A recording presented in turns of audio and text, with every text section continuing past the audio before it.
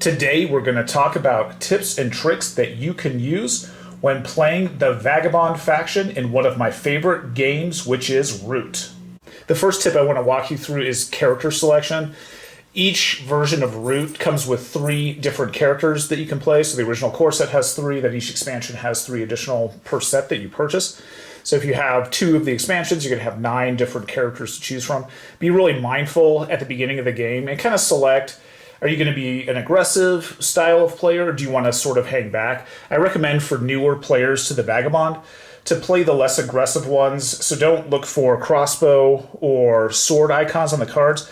Look for something like the Tinker or maybe the Adventurer that has more quest-oriented types of abilities as well.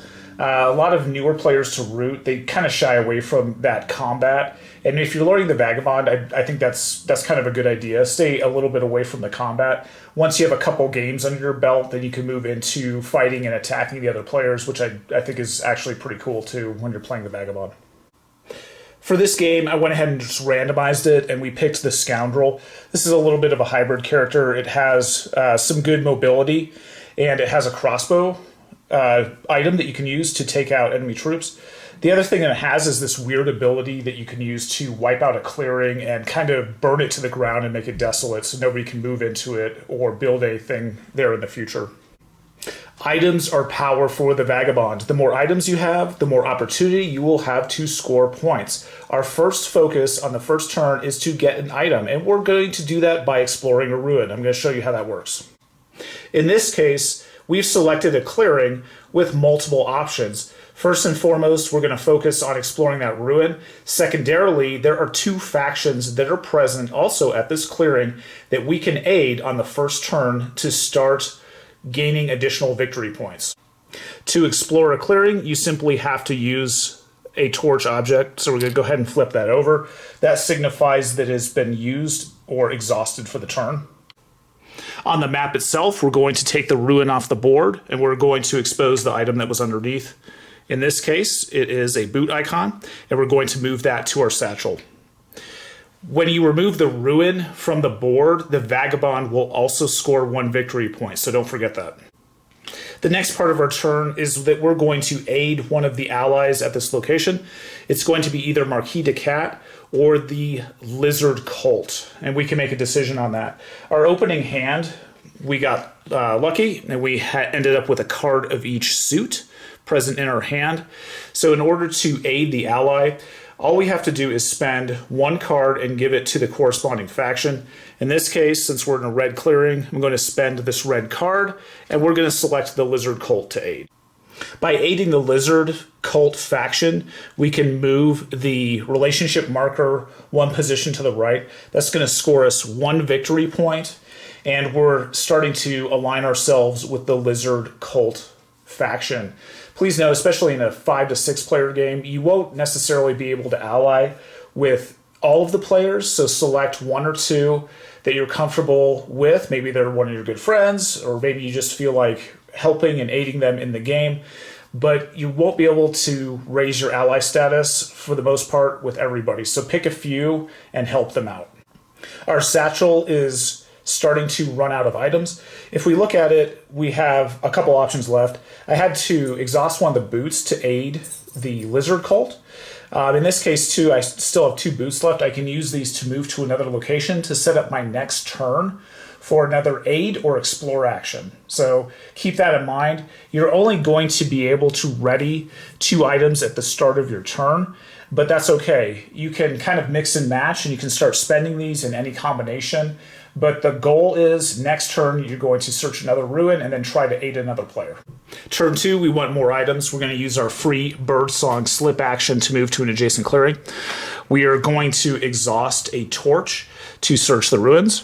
Going to take the ruin off. That's going to score us 1 victory point. And then it also gives us this satchel item, this bag item.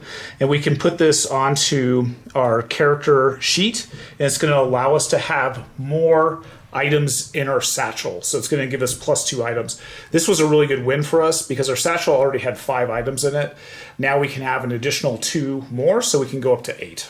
While I am at the Marquis de Cat clearing, I'm going to go ahead and exhaust another item. In this case, I'm going to exhaust a boot since I have 3 of them. I am going to discard an orange card, which is matching the clearing, to aid the Marquis de Cat player. As a result of that, my relationship marker is going to go up 1, and I'm going to score an additional point.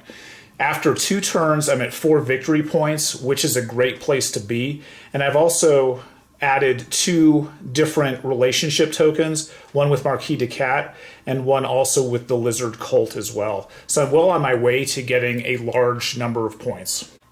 By the time I hit turn 3, I should have 6 items in my satchel, maybe more if some of the other players have crafted and I've aided them. But for the most part, you're not going to see a lot of items out on the board on turns 2 and 3.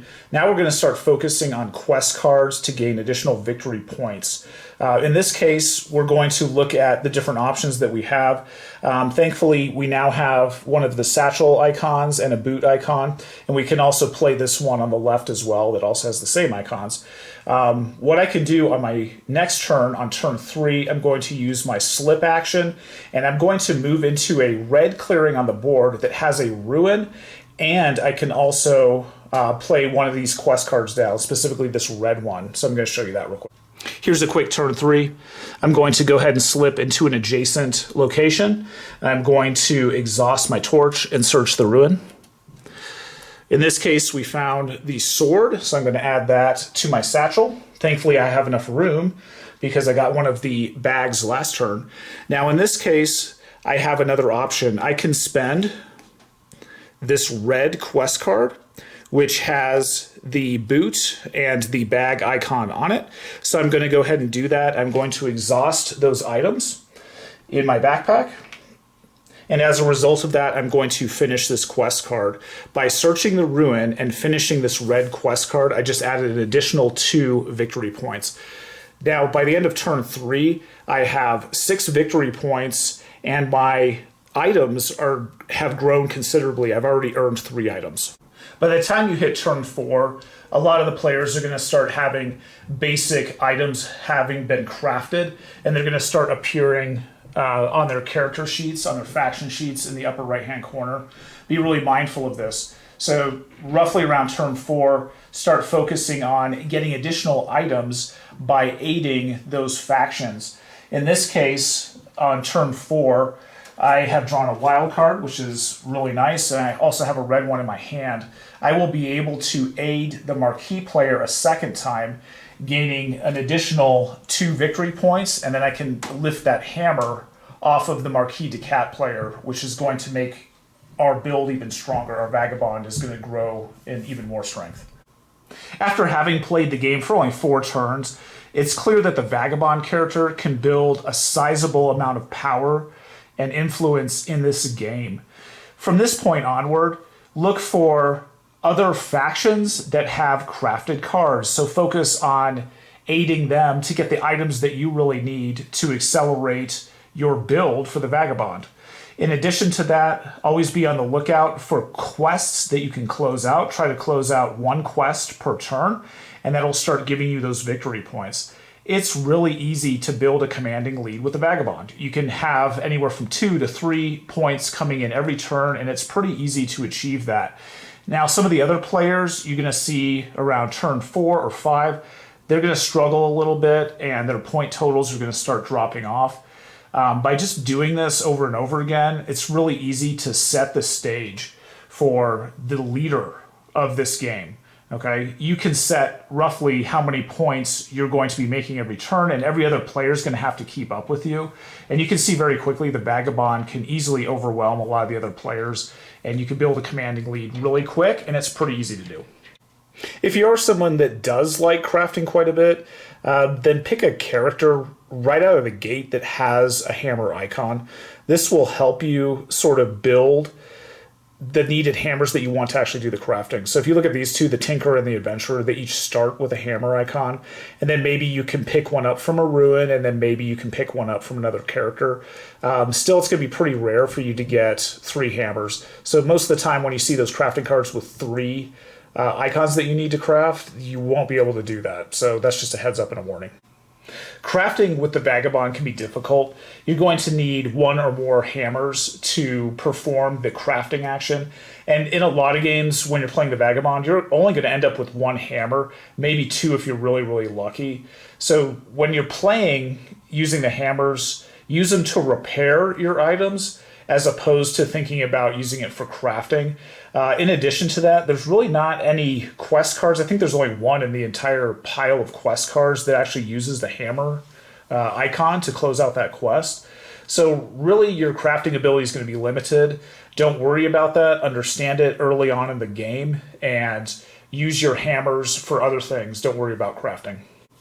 Late game, if you are so inclined, and a lot of players really shy away from attacking other players during the back end of the game. They feel that it's just too much, and they're kind of afraid to do it. Toward the end of the game, a lot of the other factions have large numbers of troops out on the board in different locations. It makes it somewhat dangerous for the Vagabond to engage. But if you are the type of player that wants to engage in some player versus player combat, so to speak, then the end of the game is kind of where you need to focus on.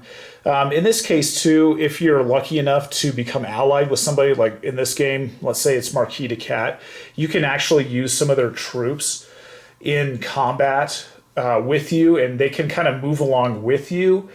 You're almost like their hero and you're leading them into battle. It's kind of a strange mechanic in the game, but it's really, really fun if you actually ally with another player toward the end of the game, using their troops in combat. And then also, too, when you kill enemy troops, so let's say the Erie Dynasties becomes hostile, you can score victory points for removing their troops and their tokens and their buildings from the game. So that's a really good option late game.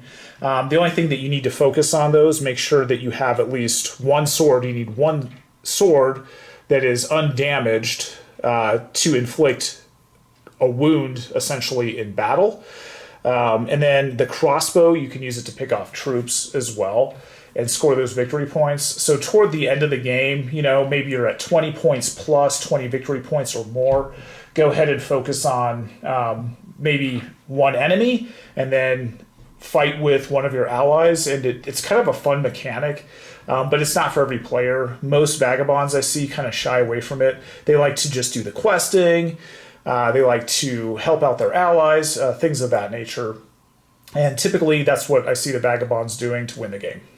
Here's just a quick example of one of the battle actions. With the game that we've been simulating today, the Vagabond is allied with the Marquis de Cat player. So as a move action, we can take the Vagabond and allied troops can move with the Vagabond into an enemy location, and then we can initiate a battle. In this case, we would roll the attack dice, and we can score a number of hits equal to the number of troops on the table plus the number of undamaged swords that we have. So in this case, we're going to exhaust our sword, and then we can roll the attack dice and wipe out enemy troops. So in this case, we've inflicted one wound on the Erie Dynasties. We remove this one piece and score a victory point, and they, in return, didn't score any damage back to us. Now, something else that we have in our arsenal and our inventory is that we have a crossbow. So once we're at this location, we can also pick off enemy troops by simply exhausting the crossbow. So by exhausting it, I can remove another enemy troop, one of the Erie, from the game and score a second victory point. The Vagabond is a fun, versatile, and very satisfying faction to play in the game of Root.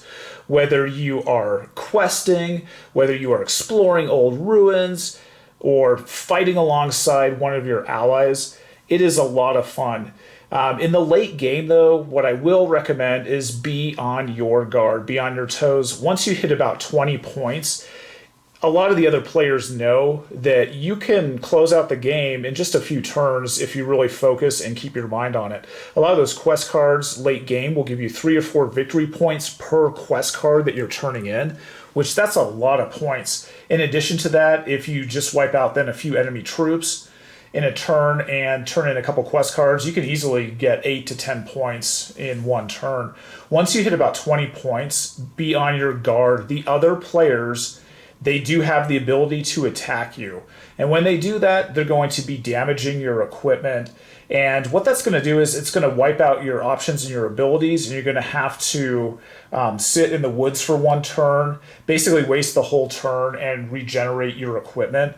And it's one of those things that it just delays you and it kind of damages your engine. It's not an end game thing, but just be on your guard once you hit about 20 points, that if there are a lot of enemy troops near you, they might strike you and hit you really hard. And it's going to wipe you out for a turn. So just be really cautious and cognizant of that as well. But to sum it up, the Vagabond is extremely fun to play. I want to thank you again for joining me today for this video on Root. Hopefully you've learned some excellent tips and tricks the next time you play the Vagabond faction.